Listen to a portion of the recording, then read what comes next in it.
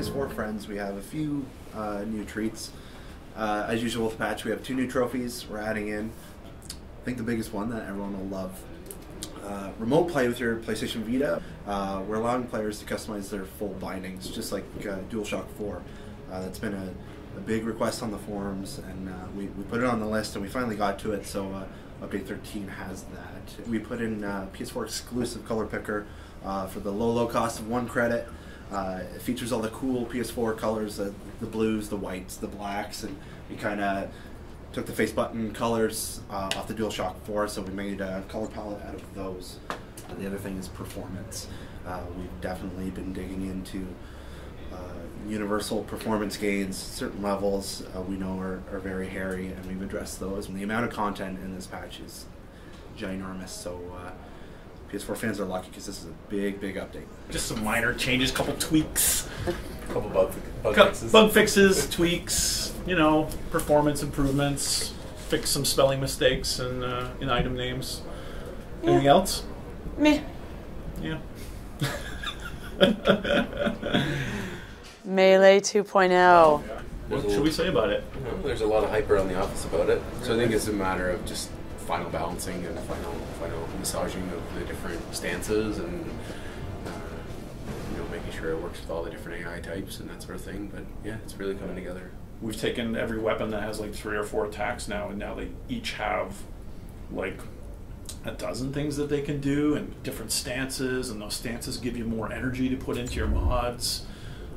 There's the channeling feature, which, you know, we didn't really talk a lot about, but is kind of like our sort of secret sort of Warframe sauce to put your Warframe energy into your melee weapon when you want. Even just the change of being able to like equip nothing but your melee weapon. I was sort of like, we were doing all this other stuff, and like Jock's like, okay, sneaking that in. If you want to level up those swords really fast, then unequip all of your other gear so that all the XP is just going into them, and you got yourself a really challenging time. Like bullet blocking like crazy, which is, I'm so excited for people to try, because it's so exciting to be like blocking bullets like that and going in and chopping people up and trying to pull off the combo on the keyboard or controller and trying to kind of learn those things. I think it feels uniquely Warframe, and yet it kind of is an homage to like Devil May Cry and the you know, God of War kind of games that focus on melee.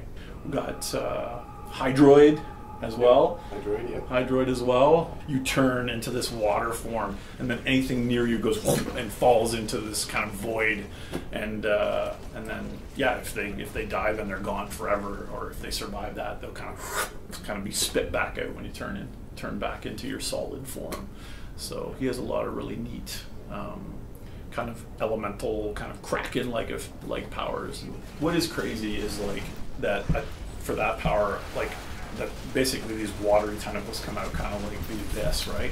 These tentacles come out and they grab guys and they start flailing around. There's been some just absolutely amazing things that happen just in the simple testing we've been doing. So I don't know, I think he's going to be really fun. He's very different. The dark sectors, yes. So yeah, every Tenno clan, or they can form together in a Tenno alliance and basically take back these dark sectors, which are places that were previously unreachable. They can build this Auric and Solar Rail to make that place open for the entire game to play there. But if you want to try to contest someone's control of it, then you can try to deploy your own rail there, and then you get into this kind of conflict situation. So now there's these dark sectors kind of spread out throughout the solar chart. There's like really interesting resources or very specific types of enemies that are there, and then the clans are going to be like, oh, okay, now we need to make sure we get that. Hopefully this is going to give, you know, players a whole sort of layer of political intrigue and excitement to kind of take part of the map for themselves, which is, I think, really neat. Yeah. With this update, the UI continues, I think, to advance, and now there's this great clan UI. There's Message of the Day. You can instantly jump to the dojo. You can take a look at what dark sectors you control in your clan. You have like this little activity feed about what research is done and what's been built in there. You can join your buddies if they're online and play with them. So there's a lot of really good stuff in there for clans and alliances. Vehek has been like completely reimagined. He's the most crazy propaganda multi-formed beast you've ever seen. He's going to be awesome. He's got new types of Guardian Grineer with him that are melee focused to kind of dovetail with the melee update we've done to the game. And they have sort of very specific weaknesses and resistances, so that's going to be a new challenge for players. And then the Grineer shipyards, which is this kind of toxic poison wasteland where they build all their Fomorian ships, which is something for a new update.